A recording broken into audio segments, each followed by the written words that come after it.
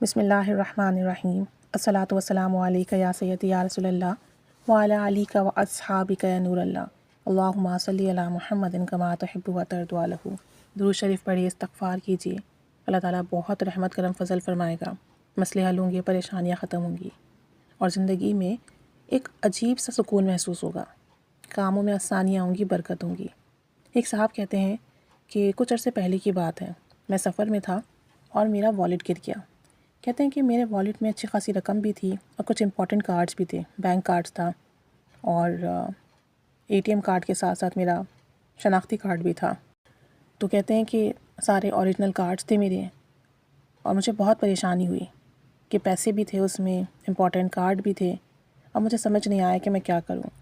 کہتے ہیں میں نے ایک دوست سے تذکرہ کیا تو اس نے کہا کہ آپ پریشان نہیں ہوں، ہر نماز کے بعد ایک تسبیح پڑھیں، انا للہ و انا الیہ راجعون یا جامع یا معید۔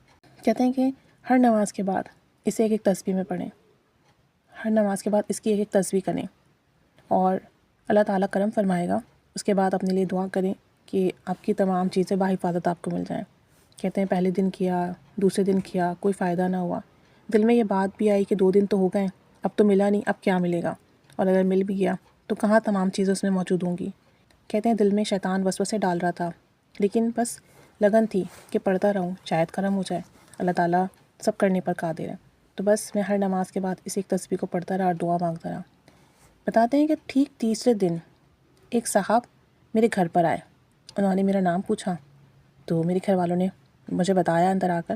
میں دروازے پہ گیا تو وہ صاحب جو تھے انہوں نے مجھے میرا والیٹ دیا اور مجھ سے الٹا معذرت کرنے لگے کہ 2 دن سے آپ پریشان ہوں گے، بات دراصل یہ ہے کہ میری بائک خراب تھی، اس لیے میں آ کر آپ کو آپ کا والیٹ نہ دے سکا، اور اس میں آپ کا کوئی فون نمبر نہیں تھا جو میں آپ کو انفارم کر سکتا، بس آپ کی آئیڈینٹی کارڈ سے ہی مجھے آپ کا ایڈریس ملا، اس لیے میں آپ کو یہ والیٹ دینے آیا ہوں۔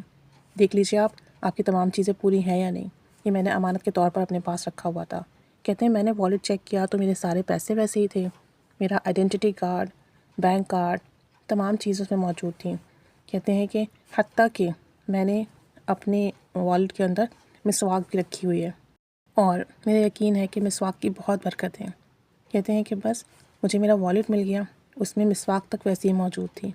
بات ساری یقین کی ہے، ہم جو بھی عمل کرتے ہیں اگر یقین سے کریں تو اللہ تعالیٰ ہم پر رحمت کرم فضل کے دروازے ضرور کھولتا ہے، دیر سویر ہو سکتی ہے لیکن ہماری دعائیں ضرور پوری ہوتی ہیں۔ اب شیطان ان کو مسلسل بہکا رہا تھا کہ نہیں پڑھو، کہاں ملے گا، اگر مل بھی گیا تو چیزیں نہیں ہوں گی اس کے اندر، تو کیا ضرورت ہے پڑھنے کی، چھوڑ دو۔ ہو سکتا ہے یہ پڑھنا چھوڑ دیتے تو ان کو ان کا والیٹ نہیں ملتا، لیکن یہ پڑھتے رہے کہ اللہ کے کلام میں بہت تاثیر ہے، بہت برکت ہے، اور صرف ایک تسبیح ہر نماز کے بعد ورد کیا، انا للہ و انا الیہ راجعون یا جامع یا معید، اور اس کی برکت سے اللہ تعالیٰ نے ان کو ان کا پورا سامان حفاظت کے ساتھ ان کے گھر پر پہنچا دیا۔ تو اللہ تعالیٰ سب کرنے پر قادر ہے۔ ہمارے عمل میں کمی ہوتی ہے، ہمارے یقین میں کمی ہوتی ہے، اور بعض اوقات جلد بازی کی وجہ سے ہم عمل چھوڑ بھی دیتے ہیں کہ فائدہ تو ہو نہیں رہا، تو ضرورت کیا ہے پڑھنے کی۔